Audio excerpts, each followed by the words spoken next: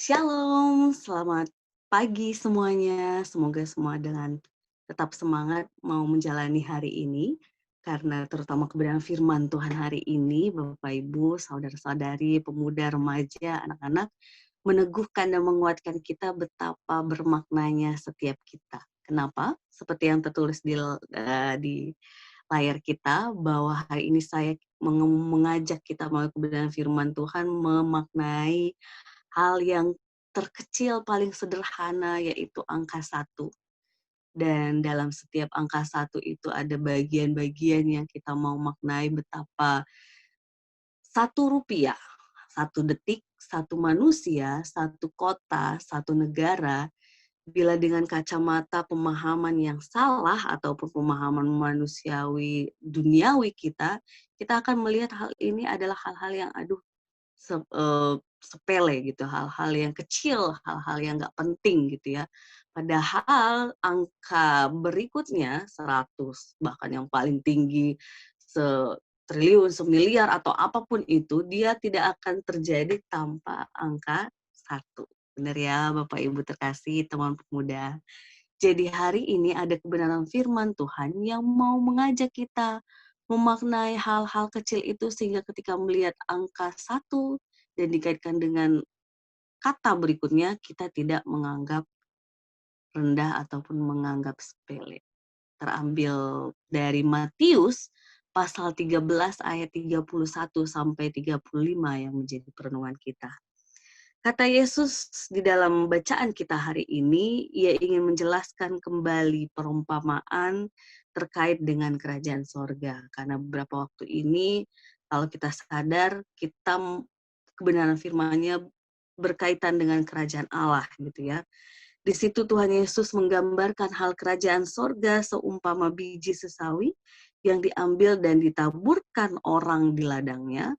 Memang biji itu yang paling kecil dari segala jenis benih, tetapi apabila sudah tumbuh, sesawi itu lebih besar daripada sayuran yang lain, bahkan menjadi pohon, sehingga burung-burung di udara datang bersarang pada cabang-cabangnya.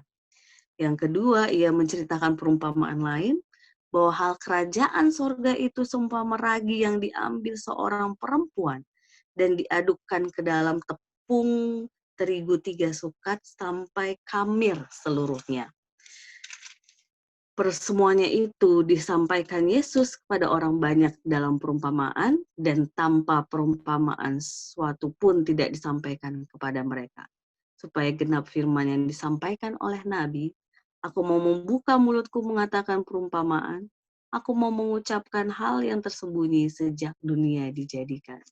Jemaat yang dikasih Tuhan, ketika kita melihat bacaan ini, tentu kita ingin tahu ya, bagaimana sih biji sesawi itu, bagaimana sih maksudnya ragi itu. Ya, jadi seperti gambar yang di samping, inilah salah satu bentuk contoh bahwa biji sesawi itu benar-benar sangat kecil. Bayangkan eh, jemaat yang dikasih Tuhan, betapa tangan kita ini saja sudah kecil gitu ya. Ternyata di antara tangan kita ini dia hanya secuplik dari bagian ini, seperti kelihatan di gambar. Itulah biji sesawi yang diberikan contoh dalam perumpamaan kita. Memang biji itu yang paling kecil dari segala jenis benih, tetapi ketika ia bertumbuh justru dia yang paling besar dari sayur-sayuran jenis yang lain. Bahkan ia menjadi pohon sehingga burung-burung di udara datang bersarang. Jadi ini menunjukkan bahwa biji yang kecil itu, sesawi yang kecil itu, ternyata kita tidak boleh anggap sepele, justru dia yang bisa menjadi besar sebuah pohon dan jadi berkat buat burung-burung gitu ya, yang akhirnya bersarang di dirinya. Lalu yang kedua diambil contoh sebuah ragi. Kerajaan sorga seumpama ragi yang diadukkan ke dalam tepung terigu yang ada kata kamir. Ketika ragi itu campur ke dalam tepung terigu, ia akan jadi kamir. Kamir itu ternyata dalam Kamus Besar Bahasa Indonesia ialah jamur yang berkembang biak dengan tunas kecambah gitu ya. Yang artinya ia berkembang ketika digabungkan dengan tepung terigu yang bagi ibu-ibu ataupun bapak-bapak juga yang suka masak, pasti tahu bahwa ketika ragi itu digabungkan menjadi dalam terigu, ia dibiarkan sejenak mengembang, dan ketika diolah ataupun akhirnya bisa dimakan, ia menjadi rasanya sangat enak gitu ya, rasanya nikmat dan sangat-sangat menjadi berkat juga bagi setiap orang yang menikmatinya, memakannya, menyicipinya. Nah, 2 contoh ini, Bapak Ibu terkasih, bagi mereka yang saat itu menerima firman ini, entah murid, entah orang Farisi, ahli Taurat, mereka akan berpikir, "Apa ini?" gitu ya. Apalagi saya membayangkan kalau kita mungkin belum menerima kebenaran firman Tuhan ini secara lengkap, khususnya kisah Injil, kita akan bingung juga, ini maksudnya apa gitu ya. Tetapi bersyukurnya saat ini ketika kita mendapat kebenaran firman Tuhan ini, kita sudah melihat bagaimana proses Yesus memang mewartakan kerajaan Allah itu dalam segenap pelayanannya. Sehingga ketika dikatakan biji sesawi dan gambaran ragi, kita sudah tahu siapa yang dimaksud. Siapa Bapak Ibu? Biji dan ragi itu adalah Yesus. Bagaimana kita melihat Yesus dalam karya pelayanannya yang ia dianggap rendah oleh beberapa orang, bahkan di ujung pelayanannya semua orang menganggap dia sebuah kutuk gitu ya, sebuah sesuatu yang tidak benar dan tidak dianggap, anak tukang kayu dan sebagainya, bermacam-macam, Bapak Ibu terkasih. Tapi ternyata dialah biji sesawi yang akhirnya bertumbuh untuk bisa menjadi tempat burung-burung berteduh di dirinya. Kita orang-orang percaya meletakkan iman, percaya, dan pengharapan kita.